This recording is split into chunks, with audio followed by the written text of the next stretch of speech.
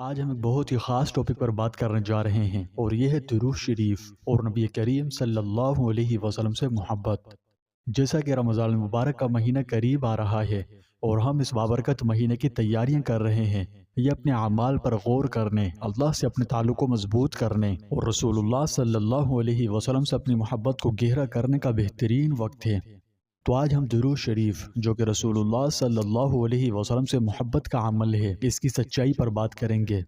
جب ہم آپ صلی اللہ علیہ وسلم پر درود بھیجتے ہیں تو دراصل ہم ایک بہت ہی مبارک عمل میں شمولیت اختیار کرتے ہیں۔ قرآن مجید میں اللہ سبحانہ و تعالی نے تاکیدی حکم فرمایا کہ بے شک اللہ اور اس کے فرشتے نبی صلی اللہ علیہ وسلم پر درود بھیجتے ہیں۔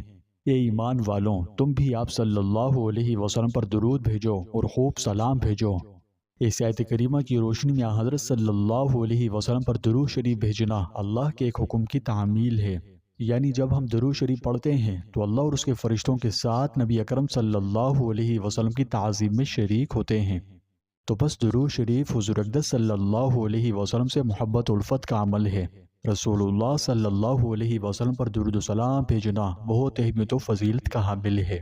جو شخص آپ صلی اللہ علیہ وسلم سے محبت کرتا ہے وہ عشق رسول میں ڈوب کر آپ پر کثرت سے درود بھیجتا ہے، لیکن یہاں ایک قابل غور چیز ہے جس پر ہمیں سختی سے غور کرنے کی ضرورت ہے۔ پیغمبر اسلام صلی اللہ علیہ وسلم سے محبت کرنے کا حقیقی مطلب کیا ہے؟ کیا یہ صرف درود پڑھنے سے ہے یا اس کے علاوہ اور بھی کچھ ہے؟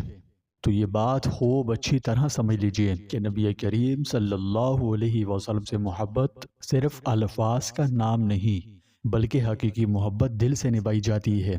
یعنی عشق رسول کے لیے صرف زبانی کلامی دعویٰ کرنا کافی نہیں ہے، بلکہ اصل جوہر آپ صلی اللہ علیہ وسلم کی تعلیمات پر عمل کرنے میں ہے۔ اصل محبت آپ کی مبارک تعلیمات کو مجسم کرنے، آپ کی سنتوں پر عمل کرنے اور آپ کے نقش قدم پر چلتے ہوئے زندگی گزارنے کے بارے میں ہے۔ آج ہم عشق مصطفیٰ کا دعویٰ تو کرتے ہیں لیکن عمل میں دور دور تک عشق مصطفیٰ نظر ہی نہیں آتا۔ تو یاد رہے، یہ عشق مصطفیٰ نہیں، نعوذ باللہ مذاق ہے، برا مت مانیے، یہ منافقت ہے۔ یعنی ایک طرف تو بندہ نبی صلی اللہ علیہ وسلم سے محبت کا دعوے دار ہے اور دوسری طرف آپ کی مبارک تعلیمات کو اہمیت ہی نہیں دیتا، آپ نے ہمیں جو احکام ارشاد فرمائے ان سے غفلت برتتا ہے۔ تو یاد رہے، یہ حقیقی محبت نہیں ہو سکتی، کیونکہ نبی اکرم صلی اللہ علیہ وسلم نے خود فرمایا، تم میں سے کوئی شخص اس وقت تک مومن نہیں ہو سکتا جب تک میں اس کے نزدیک اس کی اولاد، اس کے والدین اور تمام انسانوں سے زیادہ محبوب نہ ہو جاؤں۔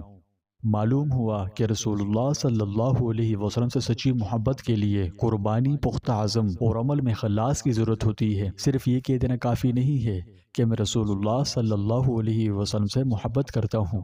نہیں میرے دوست، یہ اتنی سستی اور گری پڑی چیز نہیں، ہمیں اپنے عمل سے ثابت کرنا ہوگا اور اپنے آپ سے پوچھیں کہ کیا ہم عشق مصطفیٰ کا دعویٰ تو کرتے ہیں، لیکن کیا ہمارے اعمال رسول اللہ صلی اللہ علیہ وسلم سے ہماری محبت کی عکاسی کرتے ہیں؟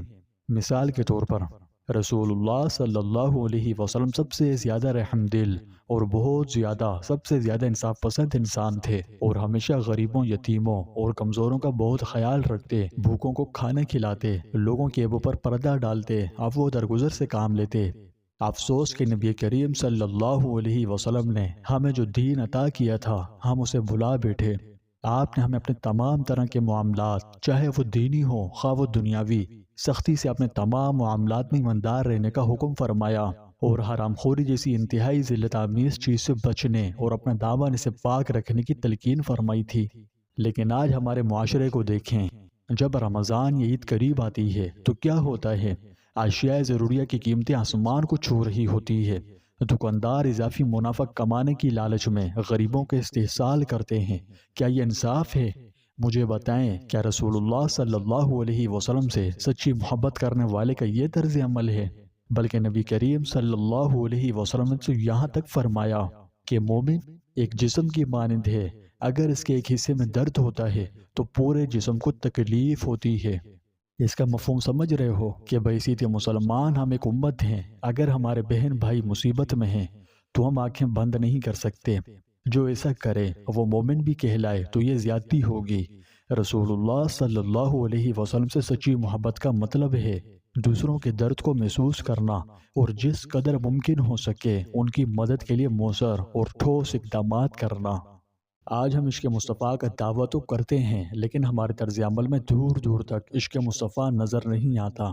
تو یاد رہے یہ عشق مصطفیٰ نہیں، نعوذ باللہ ثم نعوذ باللہ مذاق ہے، برا مت مانیے، یہ انتہائی درجے کی منافقت ہے۔ یعنی ایک طرف تو بندہ نبی صلی اللہ علیہ وسلم سے محبت کا دعویٰ کرتا ہے اور دوسری طرف آپ کی مبارک تعلیمات کو اہمیت ہی نہیں دیتا۔ آپ نے ہمیں جو احکامات ارشاد فرمائے ان سے غفلت برتتا ہے۔ تو یاد رہے یہ حقیقی محبت ہو ہی نہیں سکتی، آخر درجے کی منافقت ہے۔ یہ ہمارے لیے باعث شرم ہے کہ اسلام کے خاص تہواروں پر اشیاء خورد و نوش کی قیمتوں میں ناجائز منافع کمانے کے لیے اضافہ کیا جاتا ہے، جبکہ غیر مسلم اس کے برعکس کرتے ہیں۔ بڑے دکھ سے کہنا پڑ رہا ہے کہ اس معاملے میں غیر مسلم ہم سے بہت بہت بہتر ہیں، یعنی وہ اس معاملے میں پاکستانی مسلمانوں سے بہتر ہیں، کیونکہ وہ پاکستانیوں کی طرح نہیں کرتے۔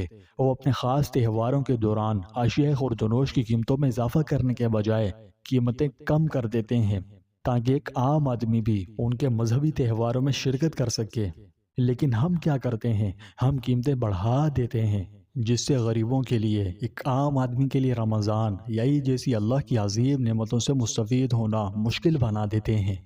تو یاد رکھیں یہ ان لوگوں کا شیوا نہیں جو رسول اللہ صلی اللہ علیہ وسلم سے محبت کا دعویٰ کرتے ہیں، یہ منافقت ہے اور اخیر درجے کی منافقت ہے، کیونکہ رسول اللہ صلی اللہ علیہ وسلم سے سچی محبت کا مطلب ہی آپ کے اسوہ حسنہ کی پیروی کرنا، آپ نے امت کو جن کاموں کے کرنے کی تعلیم فرمائی انہیں اختیار کرنا اور جن سے باز رہنے، دور رہنے کی تلقین کی، ان سے دور رہنا ہی اصل عشق رسول کی علامت ہے۔ تو پس پیارے بھائیوں اور بہنوں، آئیے آج سے نبی کریم صلی اللہ علیہ وسلم سے اپنی محبت کو مضبوط کرنے کا مخلصانہ ارادہ کریں۔ آئیے کثرت سے درود شریف پڑھیں، لیکن ساتھ ہی آپ صلی اللہ علیہ وسلم کی تعلیمات پر عمل بھی کریں۔ آئیے اپنے ہر طرح کے معاملات میں ایمانداری سے کام لیں اور حرام پر حلال کو ترجیح دیں، ضرورت مندوں کی دل کھول کر مدد کریں، اور جو اقربا و احباب معاشی طور پر کمزور ہیں تو صرف اور صرف اللہ کی رضا کے لیے ان کی ہر طرح کی مدد کریں، اپنے اخلاق کو درست کریں، تاکہ یہ رمضان ہماری زندگی کا اب تک کا سب سے اچھا اور بہترین رمضان ثابت ہو اور ہم پر اللہ کی رحمتیں نازل ہوں۔ یاد رکھیں رسول اللہ صلی اللہ علیہ وسلم نے فرمایا، تم میں سب سے بہترین وہ ہے جس کے اخلاق اچھے ہوں۔